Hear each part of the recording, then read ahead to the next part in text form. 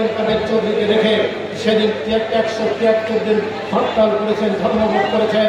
বিএনপির বিরুদ্ধে বেগম খালেদা জিয়া বাংলাদেশের সংসদে ছিলেন। সারা রাত থেকে আমরা কেয়ারটেকার বিল পাস করে অন্যান্য রাজনৈতিক দল আওয়ামী লীগ সহ হোসেন মোহাম্মদ এরশাদকে স্বীকৃতি দেওয়ার জন্য নির্বাচনে অংশগ্রহণ করেছিল। সারা রাত্রি মিটিং করে বেগম খালেদা জিয়া ফজরের নামাজের সময় ধানমন্ডি একটি বাসায় বসে বললেন, আমি হোসেন মোহাম্মদ এরশাদকে স্বীকৃতি দেওয়ার জন্য নির্বাচনে অংশগ্রহণ করব না, নির্বাচনে অংশগ্রহণ করে নাই।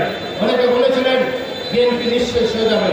বেগম খালেদা জিয়া সঠিক ছিলেন, আপসিক ছিলেন, সেই কারণে 90 গণঅভ্যুত্থানের কারণে হয়েছে উনি বাংলাদেশের প্রথম মহিলা প্রধানমন্ত্রী নির্বাচিত হয়েছে।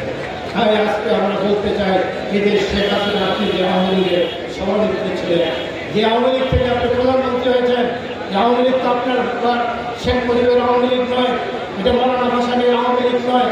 আওয়ামী লীগের জন্ম দিয়েছেন আব্দুল হামিদ খান ভাসানী, আপনার বাবা আপনার সভাপতি হয়েছে।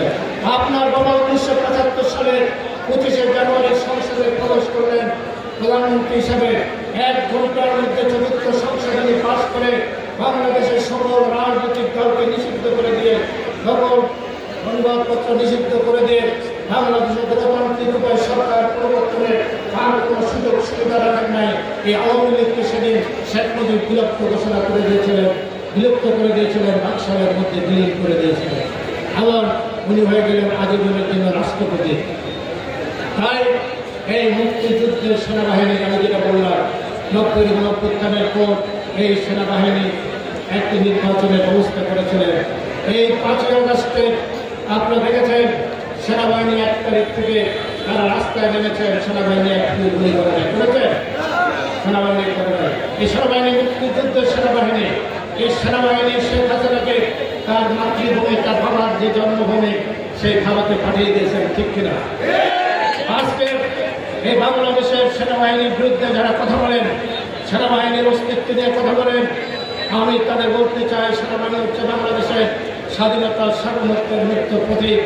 এই সেনাবাহিনী 1975 সালের 7 নভেম্বর যে বিপ্লব ঘটেছে, সেদিন খালেদ মোশাররফ যদি বাংলাদেশের রাষ্ট্রীয় ক্ষমতায় টিকে যেত, তাহলে বাংলাদেশের স্বাধীনতা সার্বভৌমত্ব থাকত না। আমার নিজস্ব চোখে দেখা খালেদ মোশাররফের মায়ের নেতৃত্বে মোশাররফের সরকারকে প্রয়োজনে ভারত সেনাবাহিনী দিয়ে সাহায্য করে তার সরকারকে টিকে রাখার জন্য।